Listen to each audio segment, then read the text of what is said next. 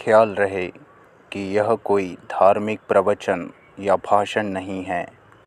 हम यहाँ खुद को जानने के लिए, यह संसार सृष्टि क्या है उसे समझने के लिए और समस्याओं से मुक्त होने के लिए साथ साथ वार्तालाप करने यहाँ एकत्रित हुए हैं।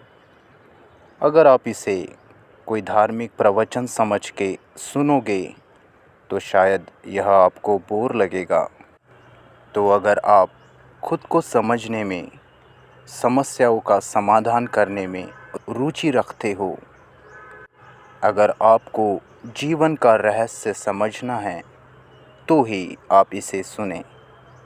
और न केवल सुने, सुनते सुनते आपके भीतर भी आपकी नज़र बनी रहे। इन बातों का ख्याल रखें। अगर आपको अपने माँ की याद आई है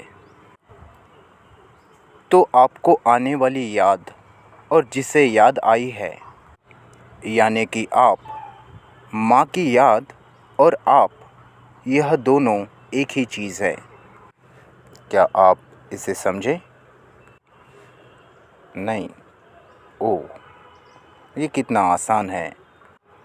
अभी आपको लगता है कि आपको याद आई है, लेकिन यह याद ही है जिसने आपको निर्मित किया है। यदि आप इस पर थोड़ा गौर करेंगे, ध्यान से अगर इसे देखेंगे, तो आपको महसूस होगा कि जो याद करने वाला है, यानी कि जो आपका मैं है, यानी कि जो आप खुद है, ऐसा आपको लगता है, वह केवल आपके होने का एक भ्रम है जिसे आपके अतीत के यादों के ढांचे ने निर्मित किया है, बनाया है। आपके विचारों द्वारा, यादों के द्वारा आपको आप होने का भ्रम होता है। यह केवल संस्कारों का, अतीत की यादों का, कंडीशनिंग का पूरा खेल है जो आपके भीतर चल रहा है। असल में आप सिर्फ एक यादों का ढांचा हो, जिस यादों के ढांचे ने अपने आप को दो हिस्सों में बांटा है। एक जो आप समझते हैं कि आप हैं, दूसरा यादें, विचार, भावनाएं जो आपके भीतर चल रही है, और वो जो आप इन दोनों आँखों से देख सकते हो। यह संसार, सृष्टि, लोग, वस्तुएं इत्यादि। आपको तो लगता है कि आप है, लेकिन आपको बनाने वाला केवल आपका विचार है, आपकी यादें है, जिसने आपको निर्मित किया है। इसका बोध आपको तभी होगा जब आपको सही देखना आएगा। अभी आपको सही देखना क्या होता है, उसका कोई अनुभव नहीं। मैंने कहा कि आप एक यादों का ढांचा बन बैठे हो, और इसी यादों के ढांचे ने, यानी कि आपके कंडीशनिंग ने, आपके अहंकार को जन्म दिया है, आपके व्यक्तित्व को निर्मित किया है। देखिए, जीवन में आपकी इच्छाएं हैं, महत्वाकांक्षाएं हैं, आपके स्वार्थ है, सपने हैं। इसलिए आपने खुद इस कंडीशनिंग को न्योता दिया है। आपने खुद सुख की तलाश में दुख को, अहंकार को, ईगो को आमंत्रित किया है, और आपने अपने असली रूप को, जो वास्तव में आप है, उसे खो दिया है। और अभी आप केवल यादों का ढांचा बने बैठे हो, वही आप हो। और इसीलिए जो भी कुछ आप देखते हो, आप कुछ देखते हो तो वह देखने वाला आपका वास्तविक मैं नहीं होता, आप खुद नहीं होते। वह केवल आपके यादों ने, विचारों ने निर्मित किया हुआ एक मैं होने का भ्रम होता है। इसलिए आप देख रहे हो ऐसा नहीं कह सकते, क्योंकि वह देखना आपका है ही नहीं, केवल यादों के ढांचे के भीतर चलने वाला खेल है। आप तो असलियत में इस खेल के बाहर हो, लेकिन आपको इसका पता ही नहीं, क्योंकि आपका मैं जो है वह केवल विचार है, भ्रम है। और जन्मों जन्मों से, या कहे बचपन से ही, हम इस मैं में, ईगो में, अहंकार में फंसे हुए हैं। और इस जन्मों जन्मों के जाल से छूटने का, मुक्त होने का एक ही तरीका है, वह है सही देखना। जो सच में आप हो, उस मैं का जागना, जागरूक होना और देखना, और इस भ्रमित मैं का टूटना और वास्तविक मैं का जन्मना, जागना, यह एक ही क्षण में होता है। एक ही झटके के साथ आपका पुराना मैं मर जाता है और आपका वास्तविक मैं जन्मता है। क्या यह साफ है? क्या आप इसे समझ पा रहे हैं? यह बहुत आसान है। क्या आपको यह आसान नहीं लग रहा? इसे अभी सुनते सुनते साफ साफ देखिए, अपने भीतर झांकिए। सुनते सुनते ही इसे अपने भीतर करने की कोशिश कीजिए। अभी जो आप है, आपका मैं है, वह तो भ्रम है, तो उसका देखना भी भ्रम ही हुआ, वास्तविकता में देखना हुआ ही नहीं। तो जब आप देख ही नहीं रहे हो, तो आपको कैसे पता चलेगा कि सही देखना क्या होता है?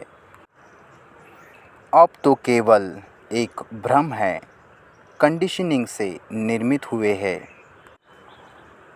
तो आपका देखना भी इस संस्कारबद्धता के, कंडीशनिंग के, अतीत के ढांचे के दायरे में ही होगा। तो क्या हम इस भ्रमित मैं से, जो अभी हम हैं, क्या उससे मुक्त हो सकते हैं? क्या आप इसके बारे में सीरियस हो? क्या इसे जानने के लिए आप उत्सुक हो, गंभीर हो? आपको इसे जानने के लिए पूरी तरह से सीरियस होना पड़ेगा। यहाँ मैं मेरा वक्त बर्बाद करने नहीं आया हूँ। यह कोई फ़िलॉसफ़ी नहीं चल रही है। आपका और मेरा, हमारा समय बहुत मौलिक है, हम इसे व्यर्थ नहीं गंवा सकते। मैं जिस टॉपिक पर, जिस विषय पर आपसे बात कर रहा हूँ, क्या आप जानते हैं कि यह कितना गंभीर है? Do you know how serious it is? लोगों की पूरी ज़िंदगी इसमें निकल जाती है, लेकिन लोग इसे समझ ही नहीं पाते। आपको केवल यह समय, यह सवेरा इसके लिए नहीं देना है। आपको पूरी ज़िंदगी अपने मन, बुद्धि, दिल के साथ, आपको पूरी ज़िंदगी ही इसे देनी होगी। पूरा जीवन इसे समर्पित करना होगा। आपको जीवन जीने का सही तरीका ढूंढना होगा। देखिए, हमें किस तरह ट्रेन किया गया है। एक उम्र बीतने के बाद लोग अक्सर कहते हैं कि मैं इस दुनिया से मुक्ति चाहता हूँ, मुझे खुद की तलाश करनी है, मुझे जीवन समझना है। इसलिए मैं घर परिवार छोड़कर हिमालय की चोटियों में गुफाओं में जाऊंगा। और लोग जाते भी हैं। लोगों को कोई संस्था या कोई गुरु की खोज रहती है। लोगों को कोई दूसरा चाहिए जो उनके अहंकार को, उनके मैं को नष्ट करे और उन्हें आज़ादी दे। लेकिन यह लोगों की सोच गलत है, क्योंकि ऐसा करके आप वास्तविकता से भागते हो।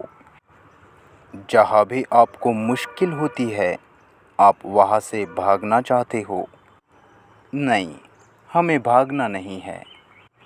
यहाँ इसी समाज में बिना किसी संस्था या गुरुओं के क्या हम इस मैं से, इस कंडीशनिंग से, अतीत की यादों से मुक्त हो सकते हैं? क्योंकि दुनिया की सारी समस्याएं इस मैं के कारण ही है। इस कंडीशनिंग के कारण, संस्कारबद्धता के कारण ही अहिंसा है। क्या कभी आपने सोचा है कि यह मैं क्या है? क्या आपने कभी सोच के देखा है कि आप कौन हो? किसी दूसरे के मुताबिक नहीं। कहीं ग्रंथ में आपने पढ़ा या किसी धर्मगुरु ने आपको बताया। कृपया अपने दिमाग से सारा कचरा निकाल फेंकिए। अब तक जो भी आपने दूसरों से सुना है, सीखा है, उसे पूरी तरह भूल जाओ। क्योंकि अगर आपके दिमाग में अतीत में जो आपने सुना है वह चल रहा है, तो आप सही से नहीं सुन पाओगे, सही से नहीं देख पाओगे। आप अपने आप को संस्कारबद्धता के दायरे में, कंडीशनिंग के दायरे में रहकर देख रहे हो। आप खुद को किसी फिलोसोफर के अनुसार, किसी गुरु के अनुसार देख रहे हो। और यही आपके साथ होते आया है, हो रहा है। और इसी कारण आप वास्तविकता से बहुत दूर चले गए हैं। अभी आप केवल छवियों में जीवन जी रहे हैं। और इसी कारण विभाजन है।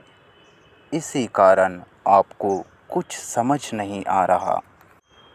खुद को दूसरों की नज़रों से देखना छोड़ दो और खुद की आंखें खोलो। तो अभी आप अतीत है। आपका मैं केवल यादों का ढांचा है। अतीत के अच्छे बुरे अनुभव, आपका स्वार्थ, आपकी इच्छाएं, इनसे आपका अहंकार बना है। आप बने हो।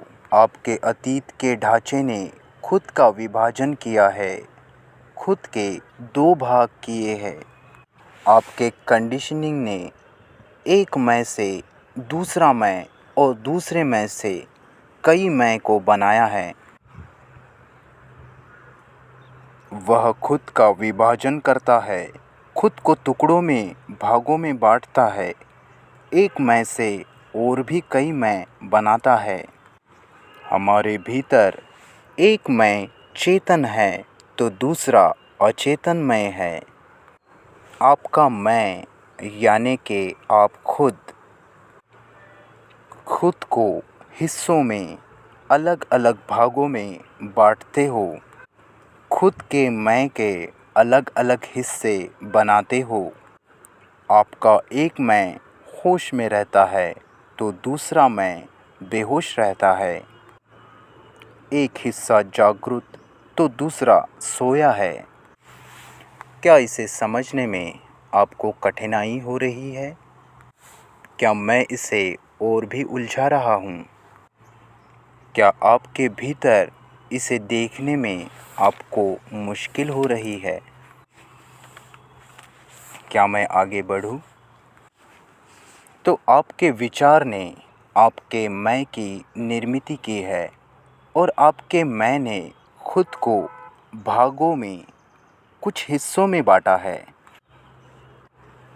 आपका एक मैं कहता है कि उसे भला बनना है और दूसरा मैं वही करता है जो दूसरे मैं को करना अच्छा नहीं लगता। एक मैं को अच्छा बनना है तो दूसरा मैं लगातार बुराइयों में लगा है। इन दोनों मैं में आपस में विरोधाभास है। एक मैं हिंसा करता है, क्रोध करता है और दूसरा मैं कहता है कि ये मैंने क्या कर दिया, मुझे ऐसा नहीं करना चाहिए था। आप लोग इन स्थितियों से परिचित होंगे ही। तो आपका एक मैं आपको दिखता है तो दूसरा छिपा है लेकिन मौजूद है। तो आपके यादों के ढांचे ने मैं को निर्मित किया है और उस मैं ने खुद का विभाजन किया है। तो आपके मैं ने खुद को दो हिस्सों में बांटा है। एक मैं जो देखने वाला है वो, और दूसरा मैं जो देख रहा है।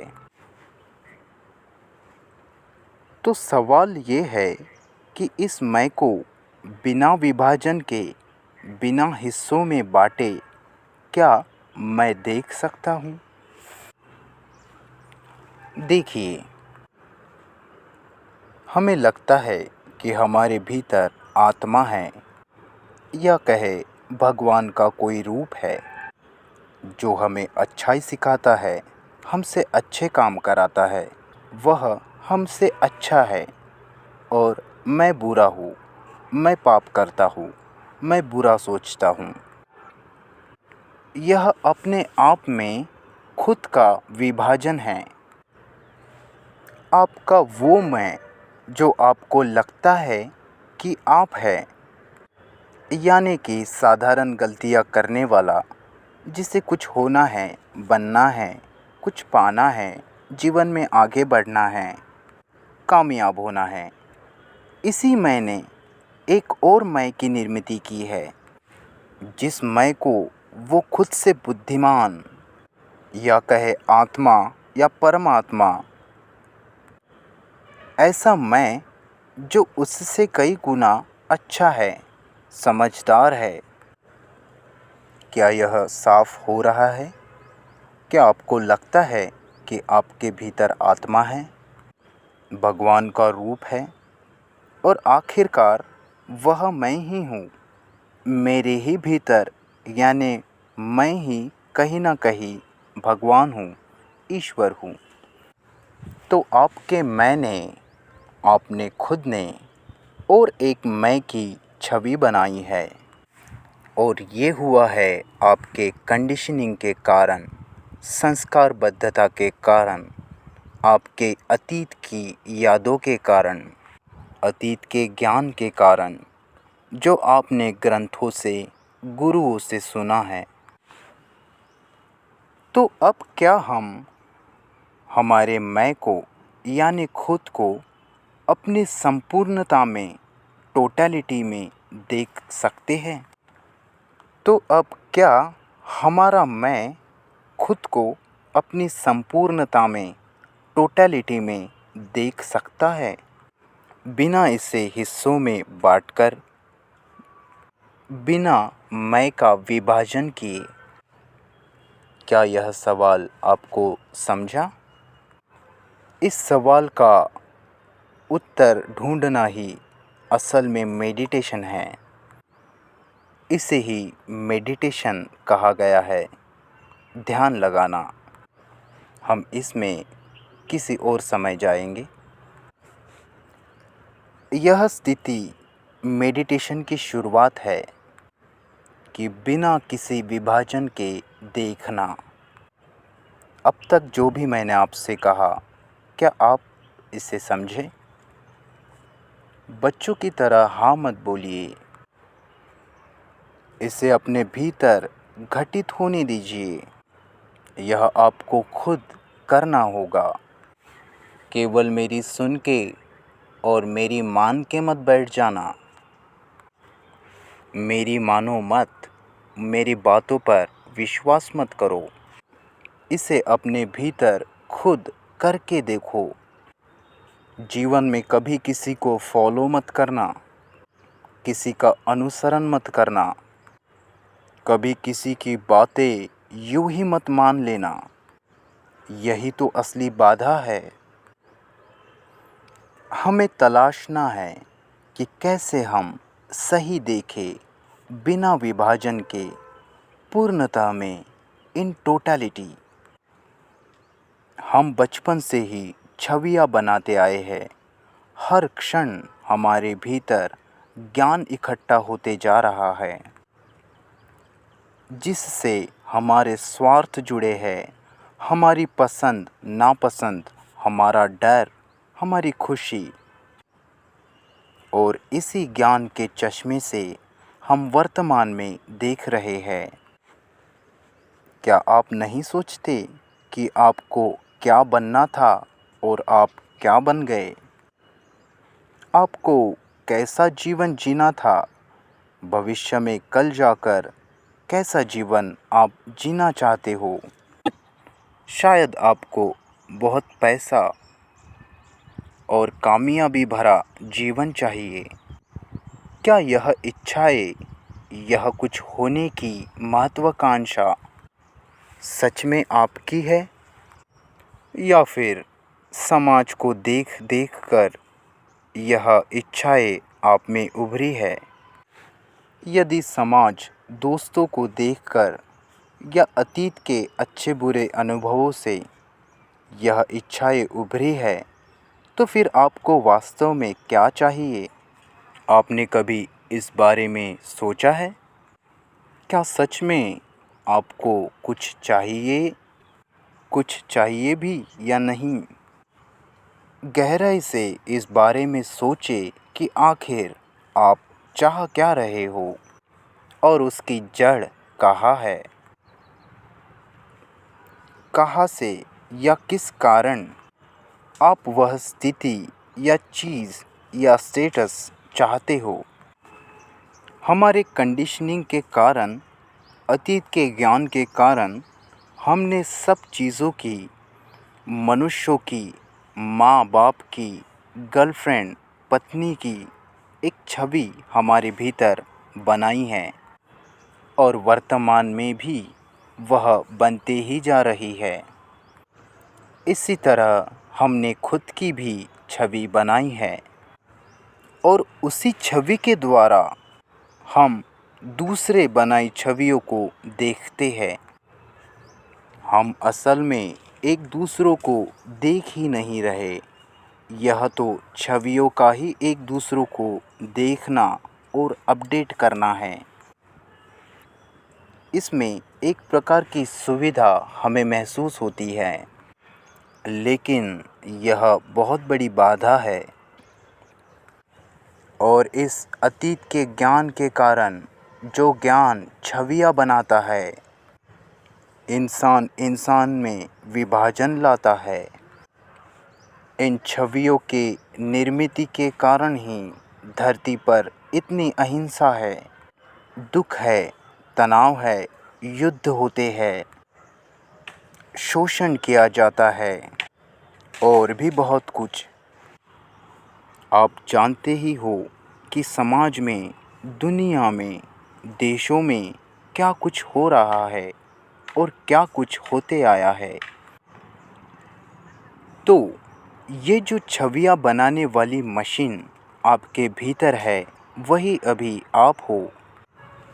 जब आप कहते हो कि मेरी ईश्वर पर पूरी श्रद्धा है, आपको ईश्वर के बारे में अभी कौड़ी का भी कुछ ज्ञान नहीं है, लेकिन आप बड़े कॉन्फिडेंस से, बड़े आत्मविश्वास के साथ कहते हो कि मैं आस्तिक हूँ, मेरा ईश्वर पर पूरा भरोसा है, मेरे ईश्वर पर मेरी पूरी आस्था है।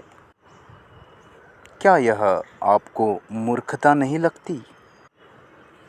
आप सिर्फ खोजने का कष्ट नहीं लेना चाहते और आपको डर है।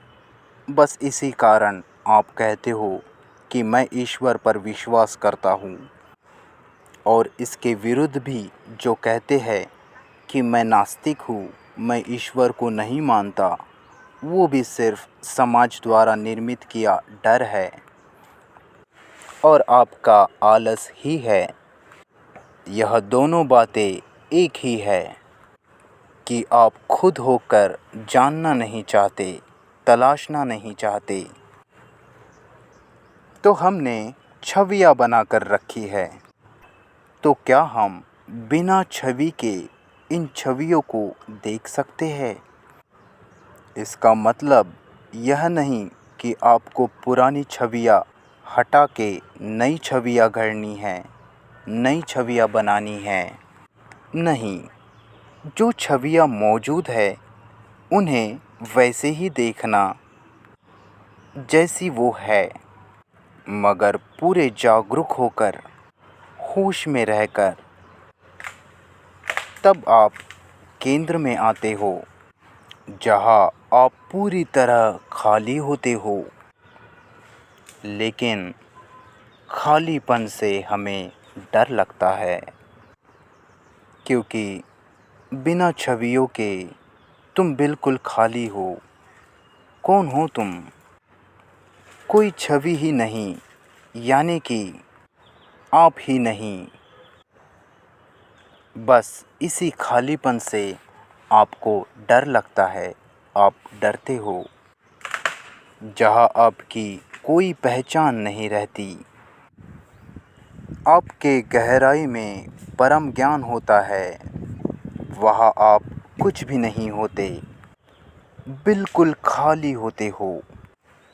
ऐसा नहीं है कि आप पूरी तरह खाली होने के बाद एनलाइटन हो जाते हो या बड़े महापुरुष, ज्ञानी पुरुष बन जाते हो, सिद्धियाँ प्राप्त कर लेते हो। नहीं, ऐसा नहीं है। आप बस खाली हो जाते हो, पूरी तरह खाली, शून्य। आप कुछ भी नहीं रहते। You become nothing. अगर आपका अभी कोई सवाल हो तो आप मुझे पूछ सकते हो, लेकिन हाँ, मुझसे कृपया सही सवाल पूछें। बच्चों जैसे सवाल ना करें कि मैं कोई शाब्दिक जवाब आपको दे दूं और आप उसे याद कर लें। सर, मेरा सवाल आपसे यह है कि आपने आनंद कब महसूस किया था और क्या उस आनंद को आप हमारे साथ बांट सकते हो? मुझे नहीं लगता कि मैंने आनंद कभी महसूस किया है, क्योंकि जब आप आनंद को महसूस करने की कोशिश करते हो, तब तुम इसे खो देते हो। अभी जिसे आप आनंद समझ रहे हैं, वह मज़ा है। आपको आनंद और मज़ा में फ़र्क समझना होगा। जब आप आनंदित होते हो, तब आपको वह फिर से महसूस करने की इच्छा जागती है और आप उसे फिर से महसूस करने की कोशिश में लग जाते हो, और फिर वह आनंद नहीं रहता, मज़ा बन जाता है। आनंद महसूस करने के पीछे कभी मत भागना।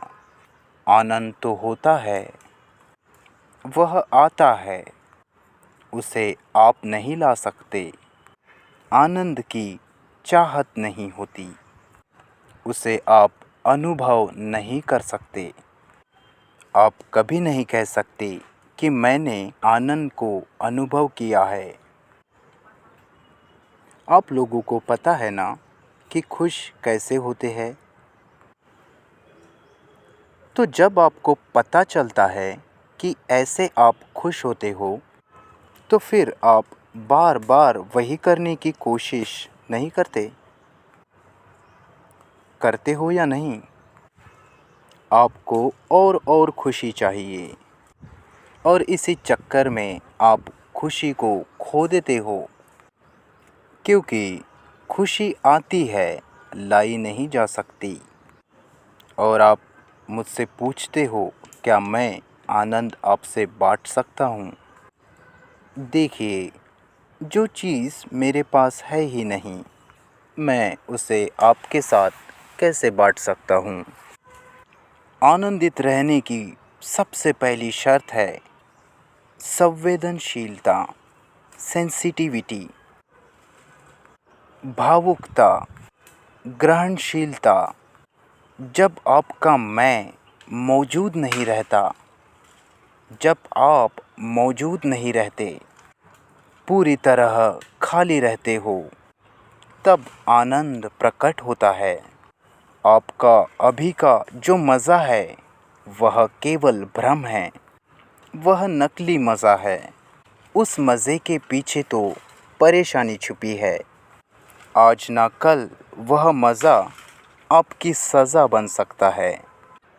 जब आपको ये बात समझ आ जाती है, तब आपको अकेले रहना आता है, बिना तन्हा या अकेलेपन को महसूस किए। और आपके सवाल से यह लगता है कि आप जानना चाहते हो कि मेरे भीतर मैं कैसा आनंद महसूस करता हूँ, है ना? लेकिन मेरा इस पर आपसे कहना है, कृपा करके आप मेरे भीतर के बारे में जानने से अच्छा है अपने खुद के भीतर के बारे में जानने की कोशिश कीजिए। मैं सच में आपको बताता हूँ कि मेरी कोई भी कीमत नहीं है, कोई महत्व नहीं है। आप अपने आप को देखिए और भविष्य पर या कल पर मत छोड़िए कि 10 दिन बाद या 10 साल बाद। मेरी यह बात सुनिए कि जब आप खुद को समझेंगे तो ही मुझे आप समझ पाएंगे।